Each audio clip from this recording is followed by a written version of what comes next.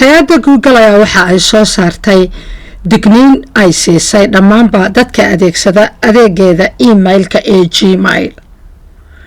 Google ayaa waxa ay sheegtay in 3 toddobaad kadib ay masixi doonto malaayiin ciwaanada Gmail-iska ah oo la baylihiyay amaba aan la isticmaalin.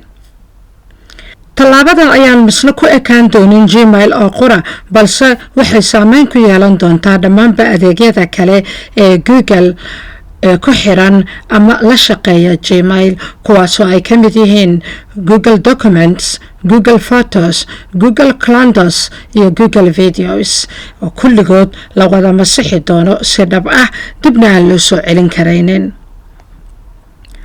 Arrintan ayay hore Google u shaacisay sanadkan horaantiisii. Gabadha la yiraahdo Ruth Kracher oo ah ku-xigeenka madaxweynaha Google ayaa waxa ay sheegtay in Gmail-kii aan la isticmaalin muddo 2 sanadooda la tirtiri doono.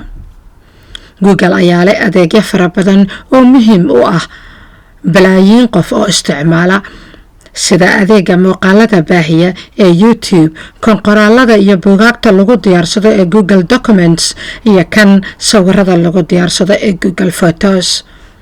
Waxa kale oo ay hay-adda Google dhawaan kor u qaaday adeegyada Google Workplace oo ay ku kordhisay qaybo badan oo hor leh, kuwii hore u jirana ay sii hagaajisay oo uu ka mid yahay Google Meet. Google ayaa iyadu waxa ay bixisaa adeegyo lacag ah oo kulligoodba anfacaya dhinaca shaqada.